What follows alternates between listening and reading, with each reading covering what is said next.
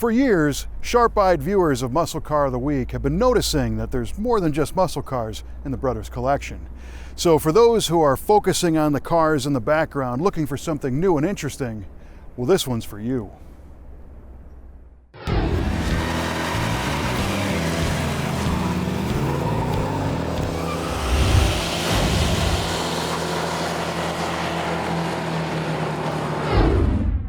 All right, this one is definitely not a muscle car, and it might actually have you checking your calendar to see if it's the beginning of April. But we spied this 1967 King Midget Model III in the brothers' collection, and someone suggested it might be fun to take a look at this odd little car. And don't worry, we promise we've got something fun and smoky for you at the end of this episode to help celebrate this, our 300th episode of Muscle Car of the Week.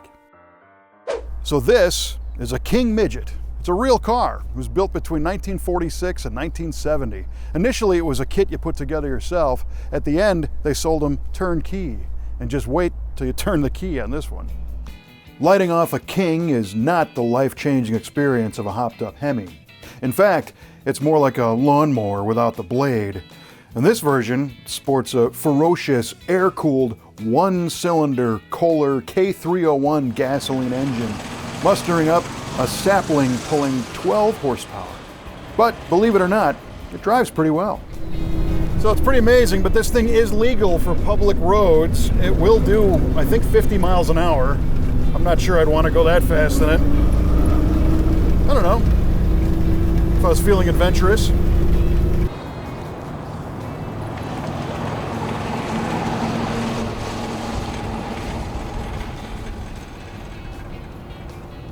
These were first produced as kits by the Midget Motors Corporation, and then turnkey cars you could buy from the mid-1940s all the way up to the early 1970s.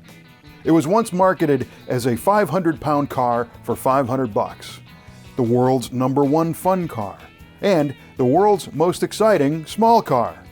Well, it is pretty exciting.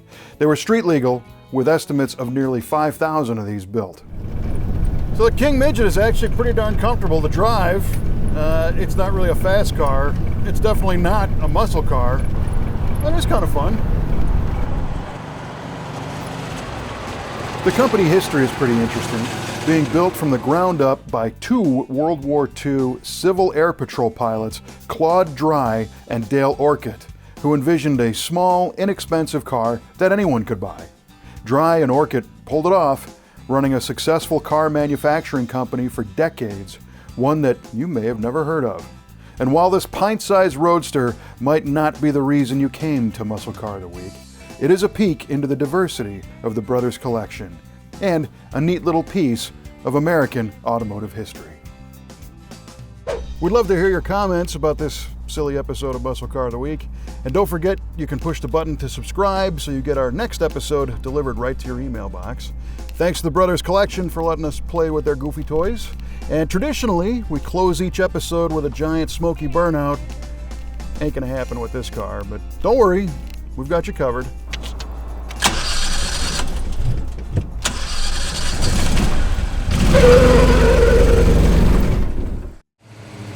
Okay, and ready? And action!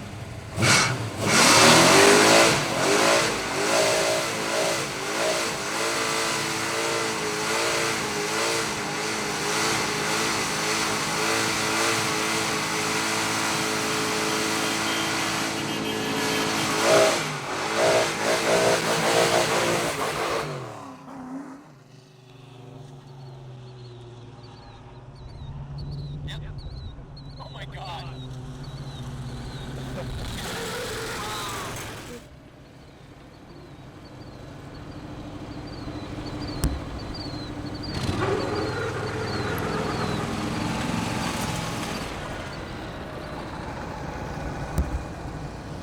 That's going at the very, very end.